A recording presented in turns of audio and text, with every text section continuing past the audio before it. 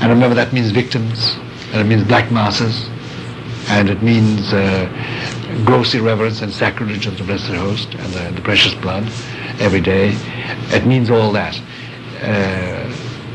So Satanism is spread very far and wide, but it has now attained a height or a depth of iniquity that rarely exceeded before.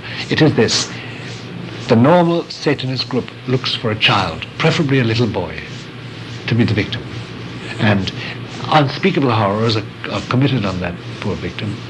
They love that. That is the supreme sacrifice, because remember, Satan set out to destroy a child once, and he was foiled. And that child, Jesus, grew up to be a man and destroyed Satan's empire and sent him scurrying back to hell. And he is the enemy. So he wants to take it out on as many children as he can. Hence his delight in abortion. And there are about 400 million abortions per year throughout the world that we know of. Probably many more than that. But 400 million babies are sacrificed by a knife or by cruelty, by some form of murderous cruelty, just to satisfy Satan's whim. And that's the terrible thing about mothers who wake up to the fact that they committed this sin. The trauma is so deep, sometimes you can do nothing for them at all, except pray. But Satan is being paid that tribute per year in this world. That's probably one reason why we all know there's a chastisement coming. Nothing but chastisement could clean this out. We've gone so far down the road. Now, you mentioned that in these covens, they hold black masses. Sure. What are black masses? In the entire practice of genuine Satanism, the principle is to do everything backwards. The crucifix is always there, a crucifix hung upside down. A black mass consists of taking the Roman Mass, not the Novus Ordo, because they don't believe that's a real Mass. They take the Roman Mass and they say it backwards. They start at the last Gospel and they work their way back to the beginning, except the words of consecration and the consecration itself, which is always said, if it's a genuine black Mass, by a priest, an apostate priest. So it's definitely there's a consecration of bread and wine, and they're violated. But before you go to start a satanic Mass, they make you go to confession. And in confession, what do? You confess the sins you didn't commit, because that's what you have offended Satan in. You haven't helped him along at all. You didn't commit that adultery. You didn't steal that money. You didn't kill that boy. You didn't whatever. You didn't tell that lie you could have told. You weren't whatever sin you could have committed, you didn't. You confessed that sin. The worshippers are always naked, and they have an altar. It's a regular Mass. And on the altar they always have the naked body of the victim, whoever he or she is. And the details are too noisome and repugnant for most people to know. And even when you come across somebody who's been through it, they have this blank look at the back of their eyes, but as you know, will never fade out. You know they'll always have this, even though they repent. But even in normal life, there's a part of their soul which has been withered, like your arm being withered. Nothing can be done about it. Nothing. Because the blasphemy and sacrilege of a Mass, of a black Mass, is so deep that once you go through that, and I've never been at one, of course, I would never go to one, but once you go through it and participate in it, then you've done something to yourself that only Christ can cure, and I don't know how many of them ever get out of it ever again. The last case we had was a woman, and she could tell us about it, but she couldn't get out of it. She had to go back. They held her with an iron grip. And no psychiatry, no psychology, no therapy could undo that. She couldn't be persuaded. She said, kill me and let me free. And she probably will commit suicide, and we can't stop it. And then Satan is served. Because as you know, suicide is the 8th sacrament for Lucifer. That's what it's called, the 8th sacrament. Can we talk now a bit about exorcism? Sure. What is exorcism? Who does it? How is it done? Well, the exorcism, first of all, must be done with the authority of a bishop, who always gives it to a priest. There have been lay exorcists, by the way, in history.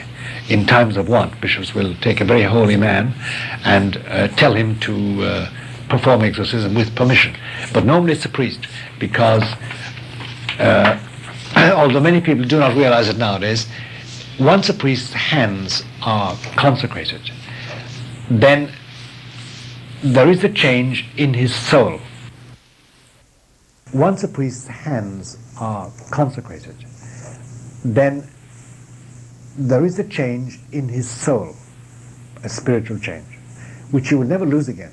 And no matter how many priests say they're ex-priests and it's all over and it was a nice job and now they're doing something else, they will find out on the last day, if they haven't found out before they die, that their soul has been sealed away by God, and if they cover that soul with sin, that's their business, but it still belongs to God in a special way. Now, that soul of a priest, though, sinless, normally sinless, and good, and saying Mass, and doing his duty as a priest, is one thing Satan hates, because it's a reproduction of Christ. And the name that the devils in exorcism use for Christ, they never say Christ.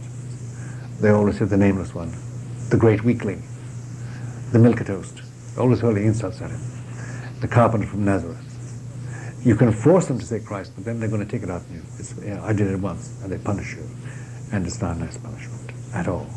So you don't provoke them more than you need to.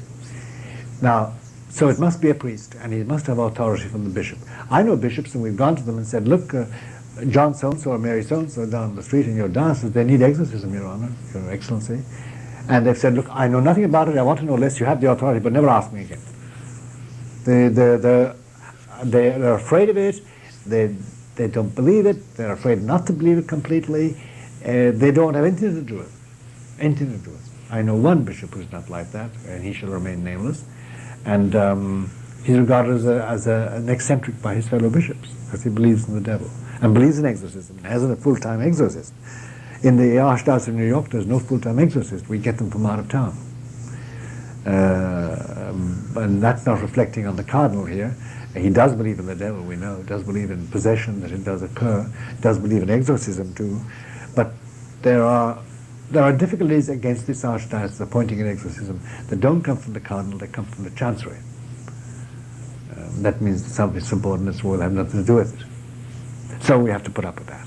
In other dioceses, there is no exorcist, and the bishop doesn't believe in it, and the priest don't believe in it, and there's no help for you. And I could, if I were paid, say $20 for every exorcism I was asked to do in the last 30 years, or I could retire.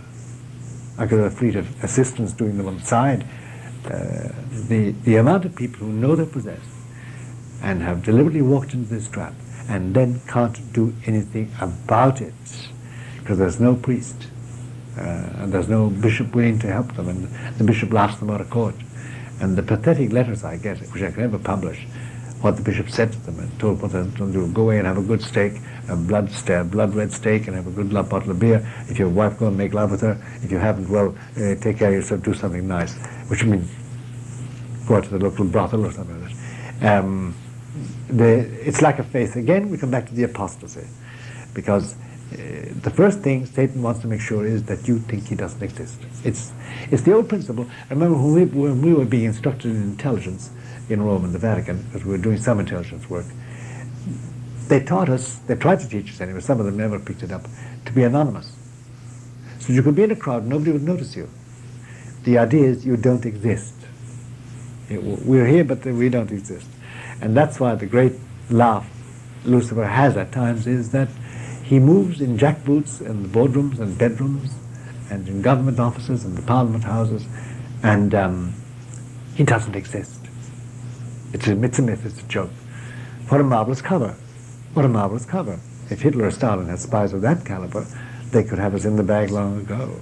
He has us in the bag in this sense, because he has developed a sense of humor about old Nick, and we have a portrait of a black-looking man with big ears and yellow eyes and a forked tail and cloven hooves and dirty books under his arm behind a bush saying, "Psst, come here, I'll teach you how to sin." Satan is too urbane. He's too bland. He's too clever. He won't do that.